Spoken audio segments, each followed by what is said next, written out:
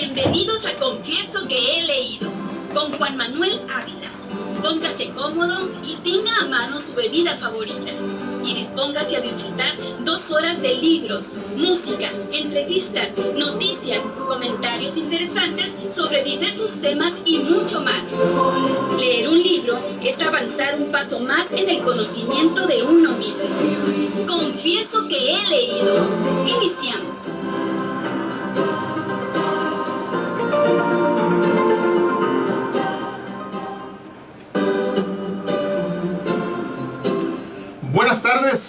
Buenas tardes, son las 7 de la tarde con 5 minutos en punto, en esta bella, otoñal, muy fresca, pero siempre cálida y hermosa capital del estado de Sonora, Hermosillo. Es un gusto estar con ustedes desde el 106.3 de frecuencia modulada y en todos los canales de Confieso que he leído, en Facebook, Twitter, Instagram, YouTube y en www.confiesoqueheleído.com.mx.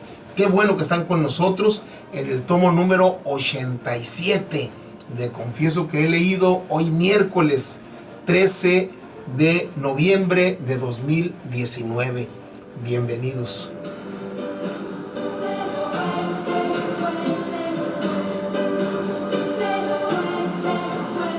Pues ya están listos aquí el equipo, Lupita Martínez, Juan, Edna Gabriela, todo el equipo de Radio Sol, de Confieso que he leído, para llevarles el tomo 87, donde vamos a continuar con El complejo de Telémaco, este libro de Massimo Recalcati que habla acerca de padres e hijos durante la era del ocaso del progenitor. Vamos a continuar con este texto interesante.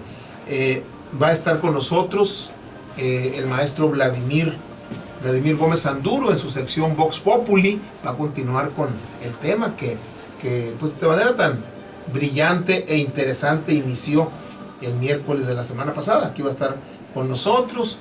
Vamos a tener la sección para la reflexión. Vamos a platicar con el ingeniero Eloy Armenta. Él es el director general de la empresa Gila Software, que se dedica a desarrollar programas de software, páginas de la web, todo lo relacionado con internet. Esta empresa, Gila Software, todo el equipo ahí que está junto con el ingeniero Eloy Armenta, desarrollaron la página de Confieso que he leído, la que está en www.confiesoqueheleído.com.mx. Usted puede acceder con mucha facilidad y además desde ahí sintonizar el 106.3 de FM Radio Sol. Ahí puede usted sintonizarlo, además de que pues va a encontrar ahí videos, noticias, los blogs de cada uno de los colaboradores, nuestra misión, cómo vemos nosotros este programa, qué es lo que hacemos, etcétera, etcétera. Pues Eloy Armenta va a venir y nos va a hablar acerca de su empresa, de Gila Software, y nos va a hablar acerca de la página de Confieso que ellos desarrollaron.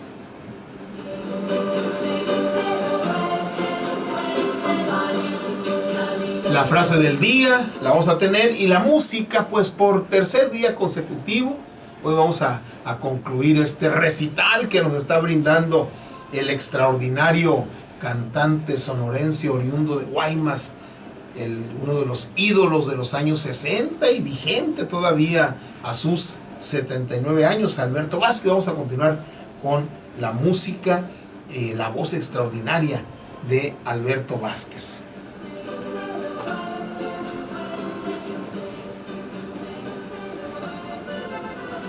Café Tatiasca, el café del gran señor, café auténtico de altura, presenta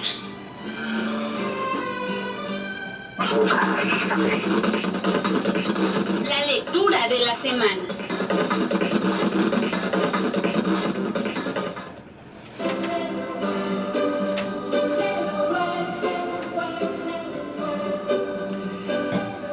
Como hemos comentado ya, el autor el autor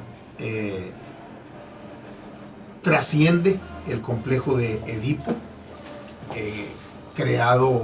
concepto psicoanalítico creado por Segismundo Freud, el padre prácticamente del psicoanálisis, y dice Massimo Recalcati que en la época actual ya no es tan válido el complejo de Edipo, este complejo que implica que el hijo desea la muerte simbólica del progenitor y yacer con su madre. Ahora lo que predomina, dice Massimo Recalcati, y lo fundamenta en su libro, es el complejo de Telémaco.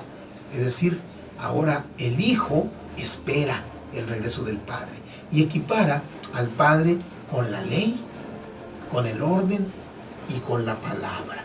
¿Sí? La aparición de la palabra representa antes que nada un corte simbólico que inscribe en la condición humana la dimensión de lo imposible. Es tan importante la palabra, el lenguaje. Bueno, aquí ya vimos todo un texto, todo un libro de Grimaldi que habla acerca de la seducción de las palabras.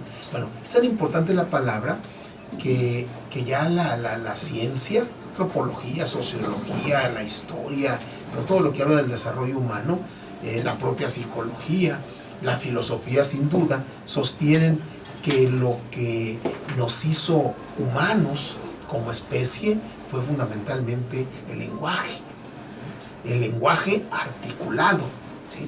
Ya que un ser, en este caso el homínido, que un ser sea capaz de articular, ¿sí?, vocablos a través de su aparato fonoarticulador y que su pensamiento sea capaz de transformarlo en fonemas, ¿sí?, es uno de los signos distintivos del ser humano, ¿sí? El hombre crea el lenguaje, pero sin duda el lenguaje crea al hombre, lo hace humano, hablando hombre como especie, ¿sí? Este homínido, como había tantos homínidos hace 50,000, 100,000, 150,000 años o más, incluso si nos remontamos más a los primeros homínidos encontrados, Lucy por allá en África y otros, pero ya hablando del Neandertal y del Cromañón, 50,000 años antes de nuestra era, lo que va haciendo la diferencia es el lenguaje. Entonces, la aparición de la palabra representa antes que nada un corte simbólico, ¿sí? Algo que nos es ya tan familiar, afortunadamente para todos los que tenemos la capacidad de articular palabra, algo que nos parece tan cotidiano, la verdad que representa un desarrollo específico muy elevado del cerebro, del aparato fonoarticulador, ¿sí? Y luego, si ese pensamiento y esos fonemas, el hombre fue capaz de traducirlo en grafías, es decir, en escritura, ¿sí?, pues el salto cualitativo de lo humano se potenció, ¿sí? Esa es la importancia. Y el autor equipara, compara, más que nada ubica, imbrica, ¿sí?, relaciona al padre con el lenguaje, porque el lenguaje es cultura, ¿sí?, a diferencia de la naturaleza.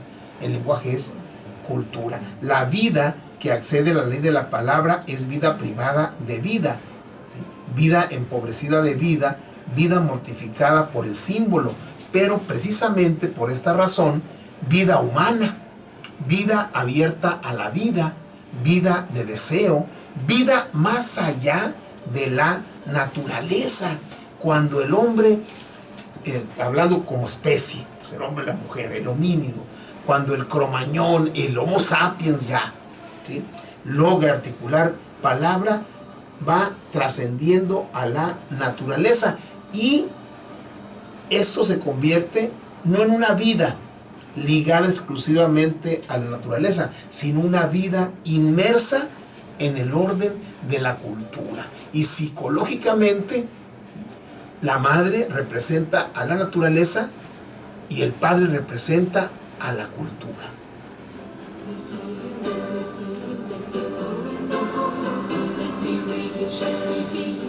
Si la vida no estuviera recorrida por la ley de la palabra, sería pura vida animal, impulso acéfalo, tendencia al goce más inmediato, vida dominada por el instinto, vida apegada a la vida, vida sin destino mortal. La acción de la ley de la palabra expone en cambio a la vida a lo imposible, volviéndose de esta forma humana. A causa de la existencia del otro, del lenguaje, la vida humana nunca es dueña de sí mismo, sino que se ve arrojada a la vida sin poder, como diría Heidegger, apoderarse de sus fundamentos. Eso significa que la vida humana nunca puede ser dueña de sí misma. Ningún ser hablante puede autogenerarse, ni puede consistir solo en sí mismo. No hay vida que pueda prescindir del otro, del lenguaje. Nadie puede convertirse en dueño absoluto de su propia vida. Al contrario, cuando la vida persigue la realización de este ideal de dominio, acaba siempre en los brazos de la ilusión mortífera y totalitaria que la aniquila, precisamente en nombre de su afirmación. Es decir, el lenguaje trasciende al yo, porque el lenguaje es el lenguaje hacia el otro. El lenguaje es para comunicarse con el otro. Para comunicarse con sí mismo basta con el pensamiento, pero para comunicarse con el otro es el lenguaje, ¿sí? Entonces, en el caso del hijo, el hijo relaciona al otro, su otro más inmediato, su otro más cercano, su otro con el que está imbricado genéticamente, es el padre. Entonces, si el padre no está, si está ausente físicamente o simbólicamente, es decir, está ausente estando presente físicamente, algo falta. Algo falta, ¿sí? Y el signo de nuestro siglo XXI, y bueno, de finales del XX, pero sobre todo de nuestro siglo XXI, el signo es la ausencia del padre. Simbólicamente, la ausencia del otro. Por eso el autor, Massimo Recalcati, dice, el hijo desea el regreso del otro. ¿Quién es el otro? El padre. ¿Y quién representa el padre? La palabra, la ley de la palabra, y representa el orden familiar, el orden de este mundo, ¿sí? La palabra es humanidad, es ser humano, y la palabra se materializa en el otro.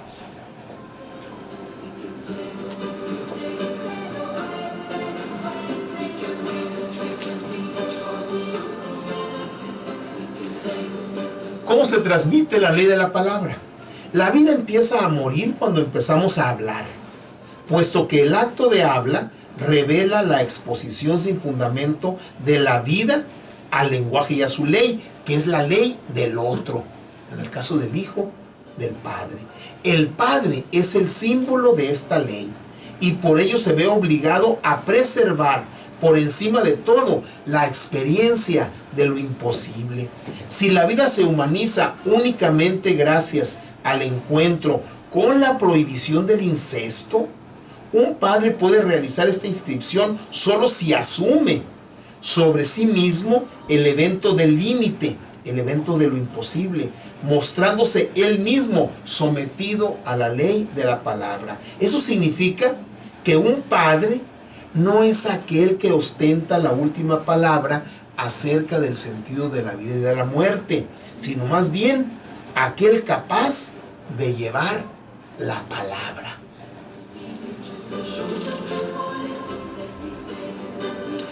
Y en consecuencia, capaz de perder el poder de ostentar la última palabra. Ya es una interacción.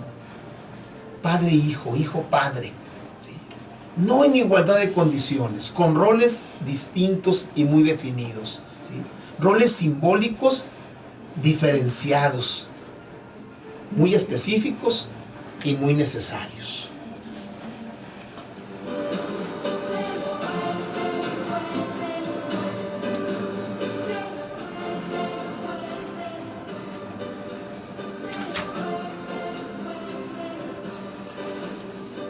Ayer comentábamos que el autor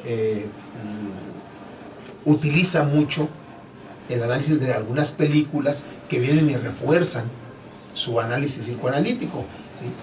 Ayer hablábamos de un par de películas, una de Habemus Papa, otra relacionada con el Partido Comunista Italiano, ¿sí? Y aquí en esta parte comenta la película Billy Elliot, es una película del 2000, así que seguramente la han de haber visto ustedes por ahí, ¿sí? Él dice que hay dos escenas ejemplares que podemos extraer del cine. Una es de la película Billy Elliot, ¿sí? En la que el sueño de un hijo de convertirse en bailarín, fuertemente obstaculizado al principio por su humilde familia de mineros ingleses, por perjudicial para la imagen viril del macho en una cultura de grupo tosca, sexista y homófoba. ¿Se acuerdan de aquella película? Es una película en donde, en un pueblo minero, una familia minera, en donde el padre, la madre, la familia, pues espera que el hijo sea minero, ¿sí? Pues no, el hijo no quiere ser minero, el hijo quiere ser bailarín, ¿sí? Entonces eso genera una crisis, pues una crisis tremenda, ¿sí? Una crisis tremenda. El padre soportará en la época de la gran crisis económica de las minas británicas del 84 una gravosa deuda y una humillación subjetiva, hasta conseguir, mediante la movilización de toda la comunidad, proporcionar a su hijo la posibilidad de realizar los exámenes de selección en una escuela, una célebre escuela de ballet.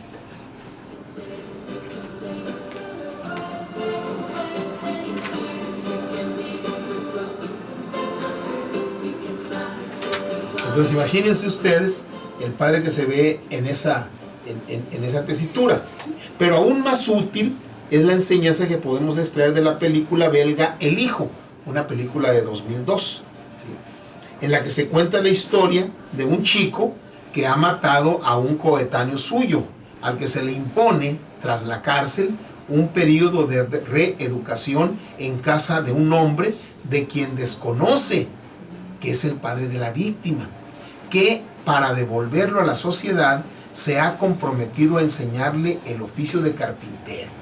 El chico vive su proceso de reeducación sin la menor comprensión del significado del gravísimo acto que ha cometido. La ley no deja de ser para él más que una limitación externa que le impone algunas condiciones para su reinserción en la sociedad. Cuando el padre descubre la identidad del chico que le ha sido confiado, tiene grandes dificultades para contener su sed de venganza. Tras haber descubierto a su vez la identidad de su rehabilitador, el chico trata de huir, pero es alcanzado por el hombre, que desiste en el último instante antes de realizar otro gesto homicida, estrangulándolo. La ley del talión se suspende ante la irrupción de la ley de la palabra. De esa sumisión del padre a la ley, de su renuncia al goce de la venganza, brota la posibilidad de una nueva y más auténtica adopción simbólica del chico, y por parte del propio chico, de un entendimiento en forma más subjetiva de la ley. Como si la prohibición simbólica de matar, que anima la ley de la palabra, pudiera realmente ser interiorizada por el sujeto como ley propia solo a partir de la transmisión, hecha posible por el acto paterno de renunciar al goce de la venganza, es decir, por su sumisión liberatoria de la ley de la castración.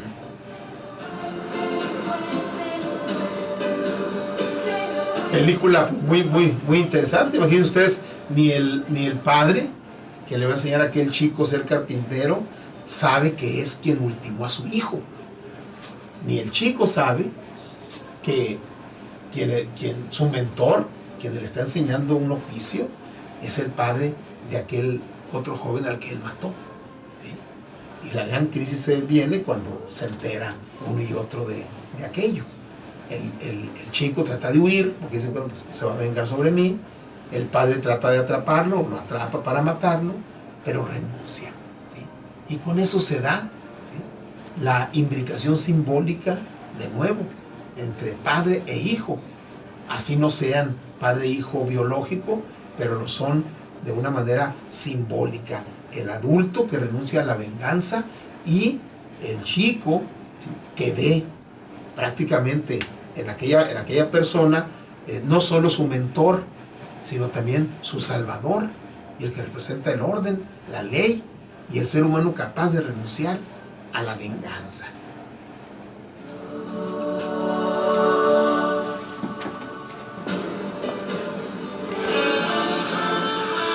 Ludwig Butler Salón presente el Confieso que he leído.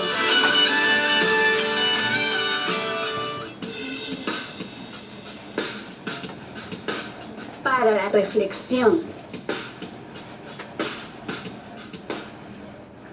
Ayer comentábamos un poco de pasada con el maestro Jorge Portillo el tema del hackeo a las computadoras de Petróleos Mexicanos, la empresa más grande del país y una de las 10 empresas más grandes del mundo, ¿sí? Pemex tiene aproximadamente unas 59,000 computadoras. De ese tamaño es su nivel y su importancia. Oficialmente dice que fueron hackeadas el 5%, que vendrían a ser alrededor de unas 3,000, ¿sí? Pero algunas fuentes internas que han dado información a condición del anonimato hablan de que llega casi a las 10,000, ¿sí? Y muchas de ellas que tienen que ver con las ventas, con la facturación, ¿sí? Es la nueva forma de secuestro, la nueva forma de robo, ¿sí? Los hackers, los ladrones cibernéticos le están pidiendo a Pemex casi 600 Bitcoin. ¿Sí? El Bitcoin anda ahorita rondando en los $9,000 cada uno. Más o menos es el equivalente a unos 5 millones de dólares. Eso es lo que están pidiendo para permitirles que accedan a sus archivos, ¿sí?, a sus computadoras, ¿sí? Riesgo de borrar toda la información. Imagínese usted, ¿sí? Aquí la pregunta que tenemos que hacernos para la reflexión es: ¿cómo es posible que una empresa del nivel de Pemex haya sufrido un ataque cibernético de esta manera? ¿Son inevitables? No se pueden evitar, ¿sí? Los hackers sin duda la mayor parte de ellos son jóvenes, muy jóvenes, súper expertos en el mundo cibernético. ¿Por qué piden Bitcoin? Porque es una moneda digital, ¿sí?, en donde ellos ya le mandaron a Pemex un correo para estarse comunicando ahí con ellos, y además una cuenta, una liga a donde tendrían que depositar como alrededor de 570 bitcoins, ¿sí?, para traducirlos en 5 millones de dólares, ¿sí? Así lo están haciendo, ¿sí? No es posible que haya las salvaguardas y los blindajes cibernéticos necesarios para evitar eso.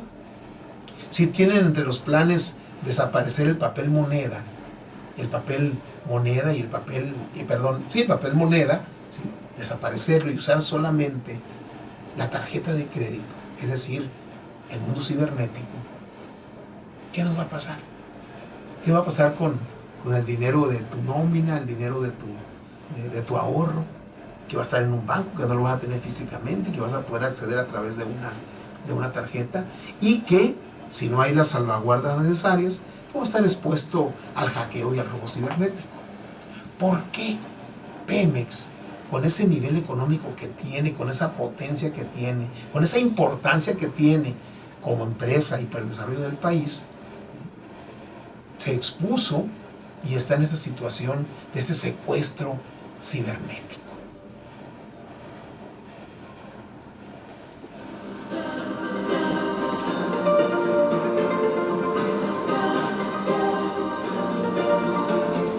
tomamos nuestro separador, lo colocamos y vamos a escuchar pues, la primera melodía de Alberto Vázquez, hoy miércoles. Anoche yo me enamoré, dice Alberto Vázquez con esta hermosa voz de bajo que tiene.